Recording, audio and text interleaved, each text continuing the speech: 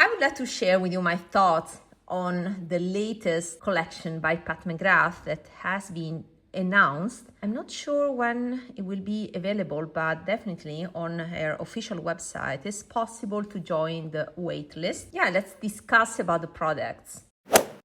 The collection is called Backstage Artistry, and it consists of two types of products: a brow gel and a set of quads, 4 quads available. Let's discuss about the brow gel first. The brow gel is not the usual one. It is meant to kind of conceal your eyebrows.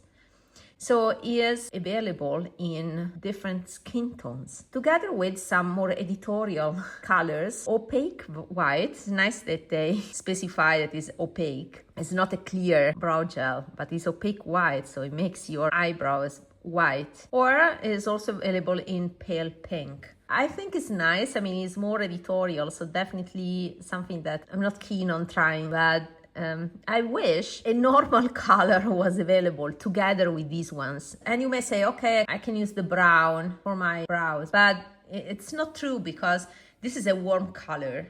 So unless you are right there, it won't look great. So I just wish that together with these more editorial colors, taupe, cool browns were also available. And that would have triggered an order. And at that point, I may have added something like a flesh color, like my skin tone, as an add-on, not as the main reason for an order. But I hope for a future release, who knows. It says that it's not flaking. Where it's made is not clear. It's a great idea, but a bit niche, in my opinion. But yeah, I appreciate the originality. And then we have the quads. Now, I've read some comments below, the usual posts on Instagram. Maybe people complain about the cardboard packaging, but it doesn't look cardboard. It looks like plastic. More luxurious than the latest quads that have been released. I will proceed starting from my least favorite towards my top favorite. My least favorite is the Emerald Enigma. It looks like there are no argelé in these quads, but I suspect that some shades like these ones may be similar to that anyway special formula in the pans on the right in the latest Mothership. If you own already the Mothership 12, you may be covered, and I suspect that these will be similar in formula to these two. It looked a little bit lazy. So for sure, this emerald here may be lighter, maybe more green and less blue than this one. You can see that, right?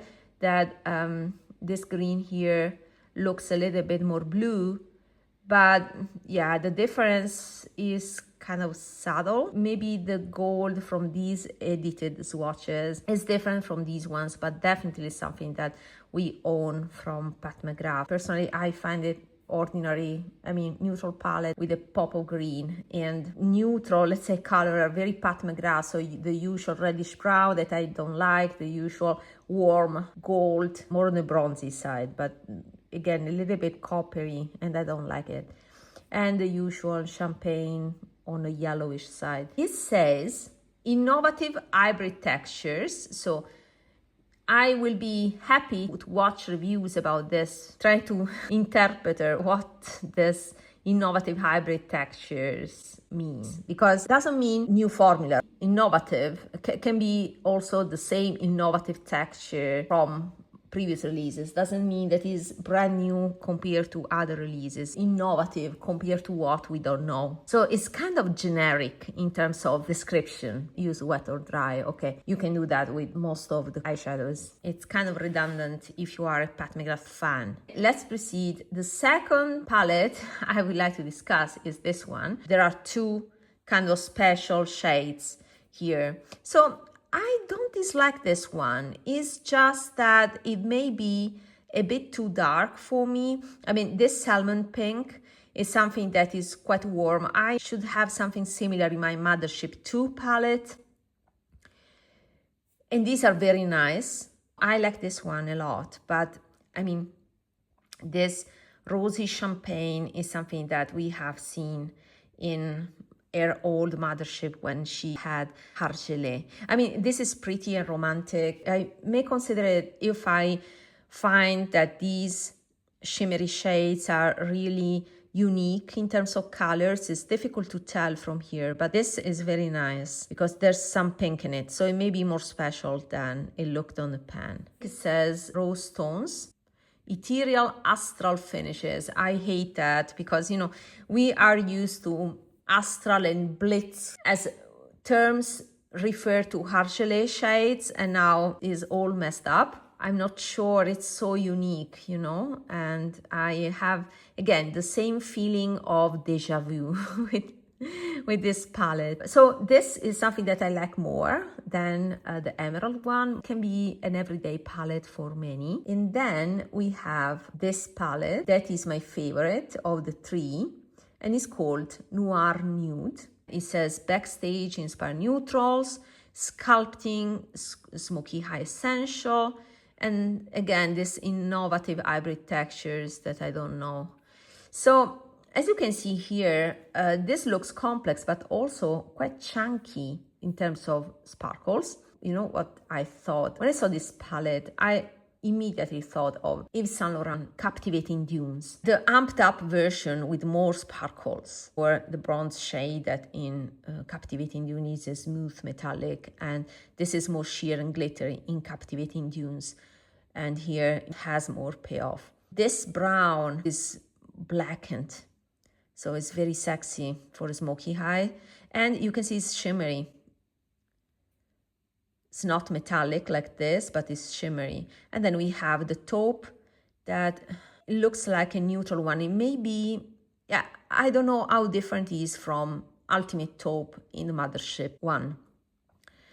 So I have the feeling that between my 6-pan platinum bronze that I have and the Mothership one is also something that I've seen already. Also any other neutral palette, the Givenchy, you know, it's something that is too late because I was waiting for something like this for years. And last year I bought the Yves Saint Laurent Captivating Dunes, and then the Byredo came up also. That is something with smooth shimmers that I prefer, to be honest. So again, either I find this on deep discount and I may decide to buy it, but I know already that it's redundant in my collection. I have already alternatives. This should have been released 3-4 years ago. But, you know, Pat McGrath Lab at that time was still in the rose and pink moment. That's the way it went. But for me, this is a pretty classy palette with, you know, that amped up sparkle, Pat McGrath Lab's signature. But at the same time is, it's too late.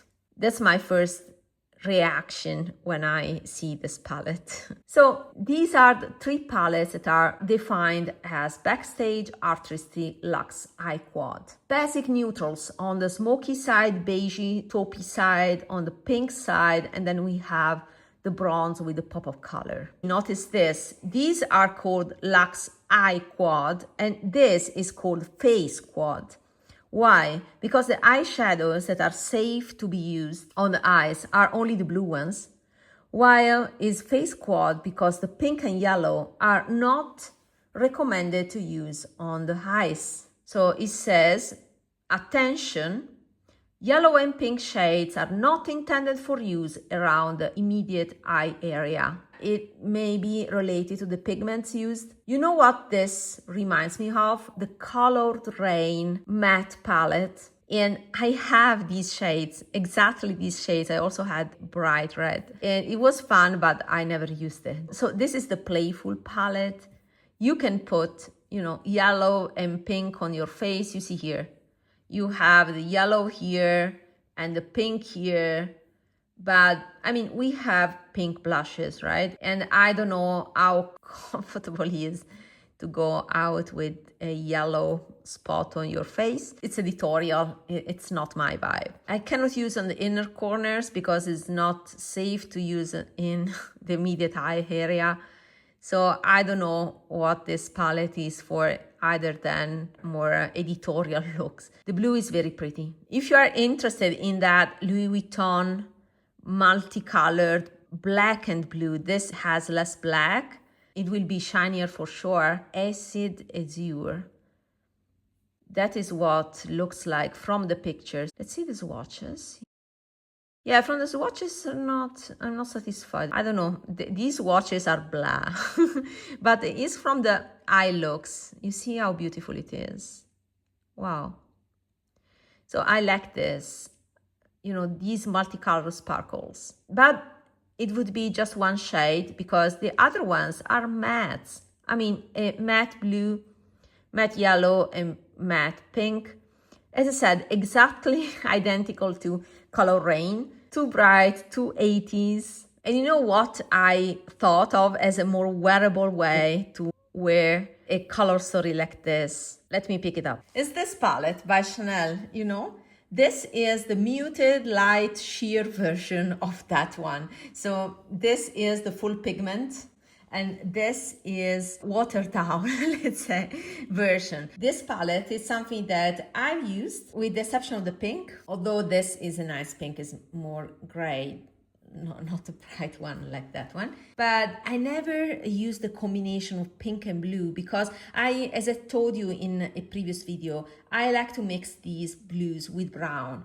That makes them contemporary and elegant, in my opinion. So I don't see how I would like something that is, you know, the amped up version, the saturated version of that palette. All in all, I think I won't buy anything. If there's something interesting as a holiday collection that I'm sure will be released, I may add from this collection here a brow gel. These are my considerations.